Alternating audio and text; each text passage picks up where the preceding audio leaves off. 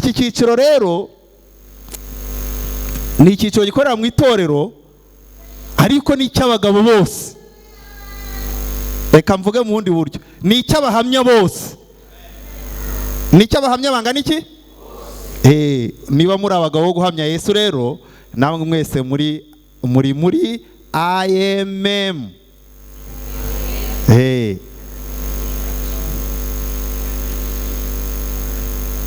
Imana tugire neza. Muri ibi byumweru bibiri tuzabagaho guhamya Imana rero. Kandi uhereye hano ahangaha ikabuye kugera kurera yono, kugera Ijabana, kugera Ibweramvura no kugera Kumpera, no kugera Kimisagara na Kabusunzu no kugera hehe. Kuri aya manywa rero mboneho gutangaza ku mugaragaro ko iri vuna ry'abahamya ry'abagabo, si byose ritangiye. Imana izaruduheremo ibyiza byose twifuza. Ikibanze twaritangiranye imvura, mureke imvura ivuye mu ijuru izatunyagire, umwuka wera twuzure, imitima yacu itote, ihinduke ubutaka bwiza bwahingwamo n'ijuru hagasarurwamo gukiranuka. Buri wese ufite icyo yifuza azagisaba Imana kandi izakimuha. Kandi buri wese nasabe ngo igihe cyiza cy'ingenzi cyo kubana n'Imana ni iki ngiki.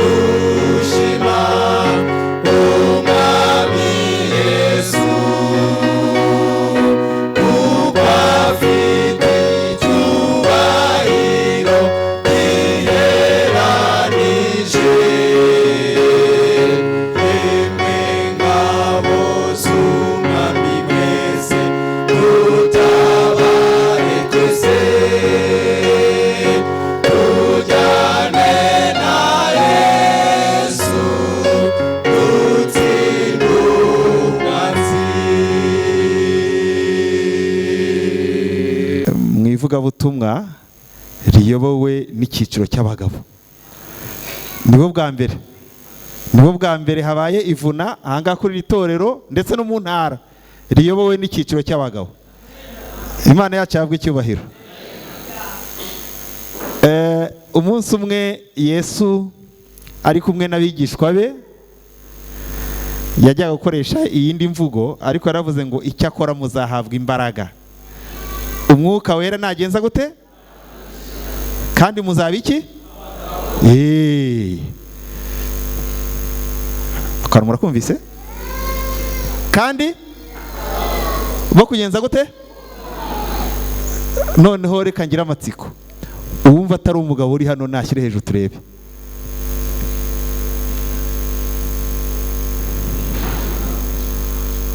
Noneho abagabo bari hano, icyakora muzahabwa imbaraga umwuka wera nagenza gute? Icyo ni kimwe Imana izakiduhe muri iyi minsi y'ibyumweru 2. Imbaraga izagenza gute? Hanyuma muzaba iki? Bo kugenza gute? Uhereye hehe? Uhereye hehe? Ukageza? None se utari umugabo nindi? Ibintu ni bibiri, iyo umuntu atari umugabo aba ari ukundi, sibyo? Ariko ahangaha twese ubutura nayo ndimo mbaza abari bahagaze ahangaha, ndavuga nti abantu ko tujya tubashyigikira muri mifemu, ubu koko batukoze ibiki? Sibyo ra? Ntago muri abagabo ra? Ntago muri abagabo? Noneho rero nka kwa kundi bijya bigenda muri mifemu, ubutaha mu cyiciro cy'abagabo kamemo. Icyo mvuze muracyumvise ubwo ngubwo?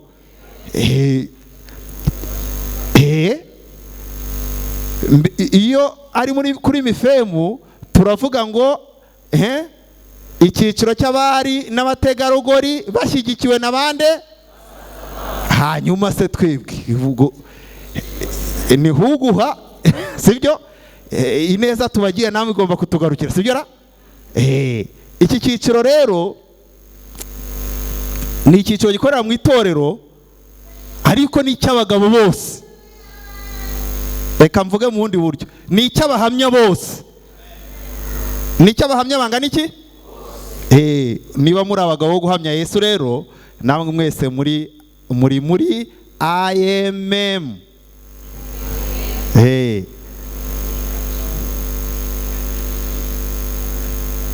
Imana itugirire neza. Muri ibi byumweru 2 tuzabagaho guhamya Imana rero. Kandi uhereye hano ahangaha ikabuye kugera kurera yono, kugera Ijabana, kugera Ibweramvura, no kugera Kumpera, no kugera Kimisagara na Kabusunzu, no kugera hehe? Kuri aya manywa rero mboneho gutangaza ku mugaragaro ko iri vuna ry'abahamya ry'abagabo, si byose ritangiye. Imana izaruduheremo ibyiza byose twifuza. Ikibanze twaritangiranye imvura, mureke imvura ivuye mu ijuru izatunyagire, umwuka wera twuzure, imitima yacu itote, ihinduke ubutaka bwiza bwahingwamo n'ijuru, hagasarurwamo gukiranuka. Buri wese ufite icyo yifuza azagisaba Imana kandi izakimuha. Kandi buri wese nasabe ngo igihe cyiza cy'ingenzi cyo kubana n'Imana ni iki ngiki, Mana uzambashishe kukibonekamo mu izina rya Yesu. Murakoze cyane. Hari ikindi? Korari Eritiye mutambuke.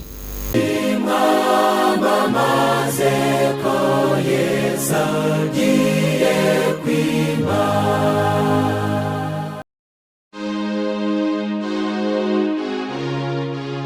Abo bose bapfuye bakizera batarahabwa ibyasezeranyijwe, ahubwo babiroraga bakiri kure cyane bakabyishimira. ngo iki? Mbese burya nuko byagenze baba we, bari bafite kwizera gukomeye pe. None se aya magambo uri gusoma uyakuye he ko numva ari meza? Nanjye ndi kuyakura ku nsanganyamatsiko y'amateraniro. Amateraniro y'ahandi iwacu ku itorero rya Kabuye da. mfasha ubimbwire neza aya magambo yansobanurire yose. Ndumva aryoshye pe kandi unteye amatsiko. Ambo ndumva ufite inyota yo gusobanukirwa byinshi, ariko nanjye nisomeraga ubutumire. Ushaka kumenya rero ibiruseho wabibwirwa n'umubwiriza niwe wateguye iyi nsanganyamatsiko da. Ngaho rero nyihera gahunda neza numva iby'ubwo butumire. Amahanga yasubiranyemo muyaburire.